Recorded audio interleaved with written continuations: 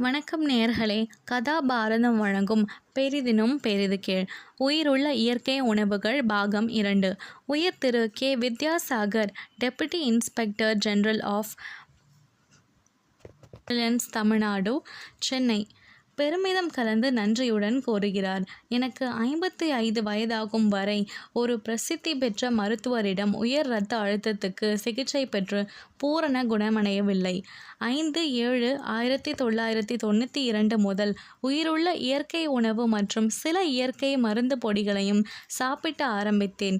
3 நாட்களில் என் இரத்த அழுத்தம் சாதாரண நிலைக்கு வந்துவிட்டது. முன்பு சாப்பிட்டு வந்த எல்லா மாத்திரைகளையும் நிறுத்திவிட்டேன். இன்று வரை எனது இரத்த அழுத்த நிலை சாதாரணமாகவே உள்ளது. என்னுடைய டாக்டருக்கே இதை பார்த்து மிகவும் ஆச்சரியம். எனது வலது காலில் முறிவு ஏற்பட்டது. உயிருள்ள இயற்கை உணவுகளை உண்ட பின் முன்பு நொண்டி நொண்டி நடந்த நான் இன்று கம்பீரமாக தினசரி 5 கிலோமீட்டர் அதிகாலையில் நடக்கிறேன் என்று நன்றியுடன் கூறுகிறார் உயர் திரு வித்யாசாகர் அவர்கள். நன்றி நேயர்களே. மீண்டும் சந்திப்போம்.